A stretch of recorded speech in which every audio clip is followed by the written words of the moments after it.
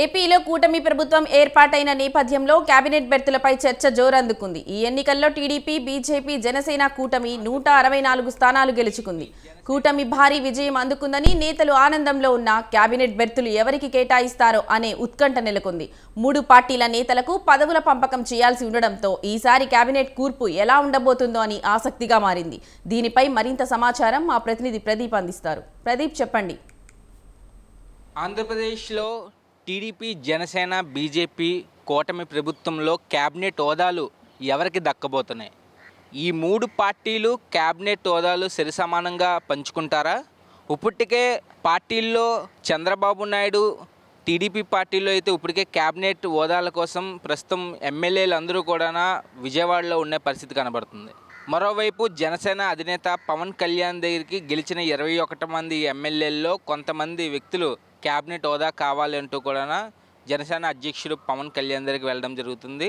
అట్లాగే బీజేపీలో కూడా పురంధేశ్వరి దగ్గరికి వెళ్ళి ఇట్లాంటి క్యాబినెట్ హోదాలు ఎవరికి వస్తే బాగుంటుంది అంటూ కూడా బీజేపీ వాళ్ళు కూడా వాళ్ళ ప్రయత్నాల్లో వాళ్ళు ఉన్న పరిస్థితి కనబడుతుంది. శ్రీకాకుళం జిల్లాలో మొదటగా మనం మాట్లాడదాం. శ్రీకాకుళం జిల్లాలో టీడీపీకి ఎంతో సీనియర్ నేతగా ఉంటూ 6 సార్లు ఎమ్మెల్యేగా గెలిచి చంద్రబాబు నాయుడుతో అనుక్షణం వెంటనే ఉంటూ తెలుగు రాష్ట్రాల రాజకీయాల్లో తనదైన రీతిలో ఒక నాయకుడిగా గుర్తింపు తెచ్చుకున్న అచ్చెన్నాయుడికి ఈసారి టీడీపీ అధిష్టానం నుంచి ఆంధ్రప్రదేశ్లో మినిస్ట్రీ హోదా వస్తుందా? సెంటర్లో రామ్మోహన్ నాయుడికి క్యాబినెట్ హోదా వచ్చినప్పటికీ స్టేట్లో క్యాబినెట్ హోదా అచ్చెన్నాయుడికి ఇచ్చే అవకాశం ఉందా? ఈసారి అచ్చెన్నాయుడికి క్యాబినెట్ హోదా దక్కపోతే స్పీకర్గా అచ్చెన్నాయుడికి ఇచ్చే అవకాశం ఉందా? ఇది పెద్ద క్వశ్చన్ మార్క్గా మారింది. చాలా ఉత్కంఠంగా కూడా రోజు రోజుకు మారుతున్న పరిస్థితులు అయితే కనబడుతుంది. అయితే శ్రీకాకుళం జిల్లాలో అచ్చెన్నాయుడికి ఇవ్వకపోతే పలాస నుంచి గౌతి శిరీషకి అయితే మహిళా కోటాలో క్యాబినెట్ హోదా వచ్చే అవకాశం ఉన్నది అంటూ కూడా తెలుస్తుంది. విజయనగరం జిల్లా అంటే ఒక కింగ్ మేకర్గా రాష్ట్ర రాజకీయాలని ఒకేసారి షేక్ చేసే బొత్స సత్యనారాయణ, ఈ బొత్స సత్యనారాయణను ఓడించి చీపురుపల్లిలో గెలిచిన టీడీపీ ఎమ్మెల్యేగా గెలిచిన కిమిడి కళా వెంకట్రావుకి మాజీ మినిస్టర్ని బొత్స సత్యనారాయణని ఓడించినందుకు కళా వెంకట్రావుకి క్యాబినెట్ హోదా దక్కే అవకాశం ఉంటుందంటూ కూడా తెలుస్తుంది. అదే మరోవైపు రెల్లిమర్ల ఎమ్మెల్యే లోకం మాధవి జనసేన నుంచి పవన్ కళ్యాణ్ దృష్టిలో అయితే లోకం మాధవికి అయితే అవకాశం ఉండొచ్చు, క్యాబినెట్లో అవకాశం ఉండొచ్చు, మహిళా కోటాలో అవకాశం ఉండొచ్చు అంటూ కూడా తెలుస్తుంది. కేవలం విజయనగరం జిల్లాలో అయితే కిమిడి కళా వెంకట్రావు ఇచ్చే అవకాశం ఉన్నదని టీడీపీ నుంచి తెలుస్తుంది. జనసేన నుంచి అయితే లోకం మాధవికి ఇచ్చే అవకాశం ఉంటుంది అంటూ కూడా తెలుస్తుంది. అయితే మరోవైపు విశాఖపట్నంలో గాజువాక నియోజకవర్గంలో టీడీపీ ఎమ్మెల్యేగా గెలిచిన పల్లా శ్రీనివాస్ ఒకవైపు, భీమిలి నియోజకవర్గంలో గంటా శ్రీనివాస్ టీడీపీ ఎమ్మెల్యేగా గెలిచారు. వీళ్ళిద్దరూ కూడా క్యాబినెట్ హోదాల కోసం పోటీ పడుతున్నట్టు తెలుస్తుంది.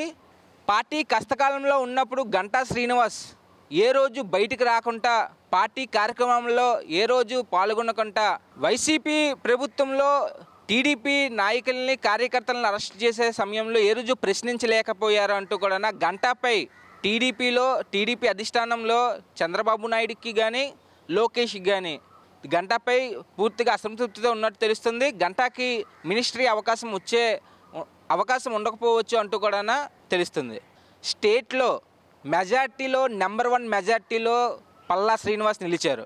లోకేష్ కూడా గతంలో అయితే పల్లాకి క్యాబినెట్ హోదా ఇస్తారంటూ కూడా పల్లా వరకు చెప్పే పరిస్థితి కనబడింది. అలాగే అనకాపల్లి ఎమ్మెల్యే, జనసేన ఎమ్మెల్యే కొనతల రామకృష్ణ జనసేన పార్టీలోకి రాకముందు పవన్ కళ్యాణ్ దగ్గర ఒక మాట తీసుకొని వచ్చారు, మినిస్ట్రీ పదవి ఇస్తారా అంటూ ఆ కమిట్మెంట్ తోటే జనసేన పార్టీలో జాయిన్ అయ్యారు. జనసేన పార్టీ నుంచి క్యాబినెట్ హోదా కొనతాలకు వచ్చే అవకాశం ఉంటుందంటూ కూడా తెలుస్తుంది. ప్రస్తుతం టీడీపీ ఎమ్మెల్యేగా గెలిచిన అయ్యన్న పాత్రుడు గతంలో మాజీ మంత్రిగా పనిచేశారు. మంత్రిగా పనిచేసే అనుభవం ఉంది. సీనియర్ నేత, ఎన్టీఆర్ కాలం నుంచి కూడా చాలా వరకు ఒడిదుడుకులన్నీ టీడీపీ పార్టీలో చూసిన వ్యక్తికి ఈసారి క్యాబినెట్ హోదాలో చంద్రబాబు నాయుడు అవకాశం ఇస్తారా? మరోవైపు పాయకరావుపేటలో సీనియర్ మహిళా నాయకురాలు వంగలపూడి అనిత అధికారంలో ఉన్న వైసీపీ పార్టీని అయితే చాలా వరకు డిఫెన్స్ చేస్తూ ప్రతి ఒక్క మాటకి కూడా తనదైన రీతిలోనే మాటల్లో ఫైర్గా ఉంటూ పార్టీని కాపాడుకొని వచ్చిన వంగలపూడి అనితకైతే క్యాబినెట్ హోదా ఇచ్చే అవకాశం ఉంటుందంటూ కూడా తెలుస్తుంది. ఇది ఉత్తరాంధ్రలో క్యాబినెట్ హై టెన్షన్లో ఉన్న నాయకులు జాబితా. అయితే అధిష్టానాల్లో నాయకులు ఎటువంటి నిర్ణయం తీసుకున్నారు, సీఎంతో పాటు ప్రమాణ స్వీకారం చేయబోతున్న మంత్రివర్గం ఎవరు అంటూ కూడా ఇంకా హై టెన్షన్ వాతావరణం కనబడుతుంది. ఇది ప్రస్తుతం అప్డేట్స్. కెమెరామెన్ శివమూర్తితో ప్రదీప్, విశాఖ నుంచి స్వతంత్ర.